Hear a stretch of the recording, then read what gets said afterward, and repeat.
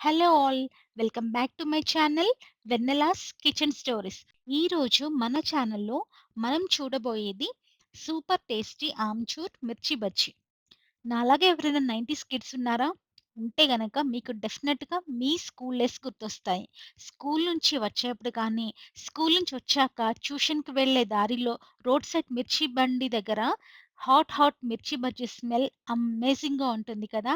ఆ స్మెల్ అనేది మీకు ఈ రెసిపీతో డెఫినెట్‌గా గుర్తొస్తాయి మీ school days.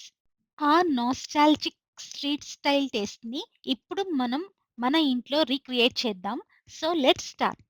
First fresh and long మిర్చిని తీసుకోవాలి. ఇవి బజ్జీ మిర్చి అయ్యి ఉండాలి. ఈ చిల్లీస్ అన్నీ కూడా సగానికి కట్ చేసుకొని ఒక స్లిట్ పెట్టుకోవాలి. ఈచ్ హాఫ్‌కి ఒక ఘాట్ అనేది పెట్టుకోవాలి. ఇప్పుడు ఆల్మోస్ట్ మన అందరి ఇళ్లల్లో ఉండేది ఆమ్చూర్ పౌడర్. చాలా వరకి పప్పులో కూడా వేసుకుంటూ ఉంటాం కదా! ఈ ఆమ్చూర్ పౌడర్‌ని ఒక చిన్న బౌల్‌లో తీసుకొని పక్కన పెట్టుకోవాలి. ఇప్పుడు ఆ పౌడర్‌ని కొంచెం కొంచెంగా ఆ మిర్చిని ఓపెన్ చేస్తూ దాంట్లో ఈ పౌడర్‌ని అనేది అప్లై చేయాలి. అప్లై అంటే జస్ట్ స్ప్రింకిల్ చేయడమే. కొంచెం మనకి ట్యాంగీనెస్ కావాలి అనంటే ఎక్కువగా పెట్టుకోవాలి. లేకపోతే లైట్‌గా స్ప్రింకిల్ చేస్తే సరిపోతుంది. మాకు ఇక్కడ అబ్రాడ్‌లో మిర్చీలనేవి అది కూడా బజ్జీ మిర్చీలనేవి చాలా పెద్దగా ఉంటాయి. అండ్ ఒక్కొక్క మిర్చి వచ్చేసి నార్మల్ సైజ్ మిర్చీలు 4 అవుతాయన్నమాట. ఇది మాకు పార్టీ స్నాక్ ఈరోజు. ఫ్రెండ్స్ కానీ, గెస్ట్‌లు కానీ వచ్చినప్పుడు ఇలా చేస్తూ ఉంటామన్నమాట. ఈ ఆమ్చూర్ పౌడర్ అనేది అన్‌లైక్ అదర్ స్టఫింగ్స్ లైక్ పల్లీల పొడి కానీ, నువ్వుల పొడి గానీ వాటిలా కాదు. చాలా భిన్నంగా ఉంటుంది. ఇది అంత ఈజీగా స్టఫ్ చేయడానికి కుదరదనమాట. అది స్ప్రింకిల్ చేయడానికి మాత్రమే పాసిబుల్ అవుతుంది. ఎందుకంటే మనం స్టఫ్ చేస్తున్న కొద్దీ ఫింగర్స్‌తో అద్దుతున్న కొద్దీ మన ఫింగర్స్‌కి అది ఇలా చుట్టుకుంటూ వచ్చేస్తూ ఉంటుందనమాట. ఇలా ఉండలుండలుగా వచ్చేస్తూ ఉంటుంది. కాబట్టి దాన్ని స్టఫ్ చేయడానికి ఉండదు. కాబట్టి స్ప్రింకిల్ చేయడానికి చాలా దగ్గరగా, ఓపికగా స్ప్రింకిల్ చేస్తే అది చక్కగా దానికి మిర్చిలో ఉన్న ఆ తడిదనంతోని అది స్టిక్ అయిపోతుందనమాట. ఇప్పుడు బ్యాటర్‌ని ప్రిపేర్ చేద్దాము. మనకు కావలసినంత శనగపిండి తీసుకొని, దాంట్లో ఉప్పు, కారం, పసుపు, కొంచెం జీరా వేయాలి, సాల్ట్ వేయాలి. అలాగే వాము కొంచెం అరచేతిలో నలిచి వేయాలి. ఇలా అరచేతిలో నలిచి వేయడం వలన వాము అనేది ఫ్లేవర్ అనేది చక్కగా ఎక్కువగా ఇస్తుంది. సాల్ట్ కొంచెం చూసుకొని వేయాలి.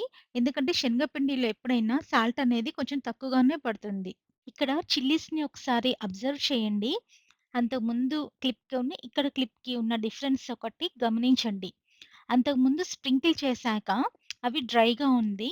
ఇప్పుడు ఆ మిర్చిలో ఉన్న తడిదనంతో ఆమ్చూర్ పౌడర్ అనేది చక్కగా వెట్ అయ్యి, స్టిక్ అయ్యి ఉంది.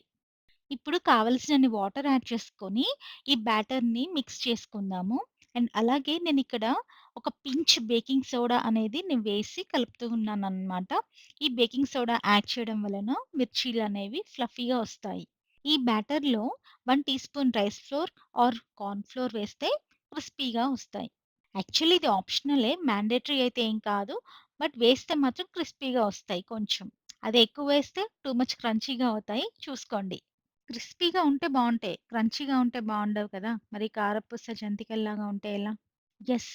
ఈ సమయం మన నైపుణ్యాన్ని, సృజనాత్మకతని ప్రదర్శించే సమయమనమాట. బ్యాటర్ అనేది ఏమాత్రం లూజ్‌గా ఉండకూడదు. అలానే టైట్‌గా కూడా ఉండకూడదు. లూజ్‌గా ఉంటేనేమో మిర్చికి ఆ పిండి అంటదు, జారిపోతుంది. టైట్‌గా ఉందనుకోండి, మిర్చి అనేది సరిగ్గా కాలదు. పచ్చి పచ్చిగా ఉంటుంది. కరెక్ట్‌గా ఫింగర్‌ని డిప్ చేస్తే పిండి అనేది జారిపోకుండా దానికి స్టేబుల్‌గా ఉందనుకోండి, దెన్ పర్ఫెక్ట్ కన్సిస్టెన్సీలో పిండి కలిపినట్లు. నెక్స్ట్ ఇప్పుడు స్టవ్ మీద ఆయిల్ పెట్టుకొని హీట్ చేసుకుందాం. ఇప్పుడు ఇక్కడ జాగ్రత్తగా గమనించండి.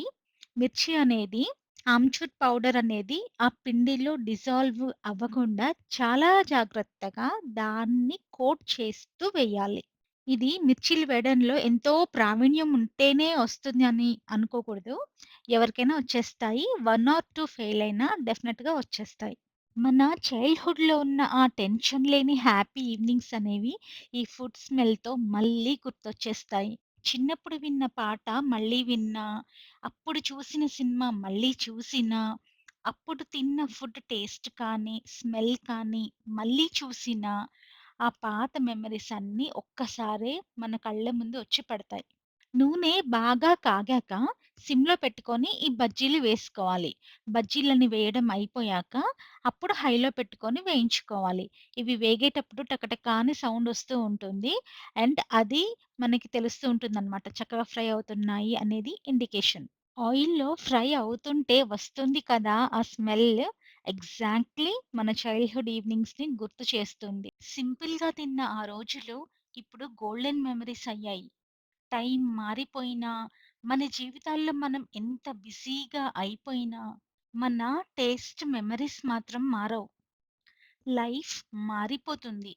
ఈ ఫాస్ట్ లైఫ్‌ని కొంచెం స్లో డౌన్ చేద్దామా? ఇలాంటి ఈవినింగ్ స్నాక్స్‌తో? ఒక వేడి వేడి మిర్చి బజ్జీ, ఒక కప్పు టీ చాలు కదా కొన్ని మెమోరీస్‌ని మళ్ళీ బ్రతికించడానికి. నేను చేసిన ఈ మిర్చి బజ్జీ నా చైల్డ్‌హుడ్‌ని గుర్తు చేసింది. Now it's your turn. Thank you for watching.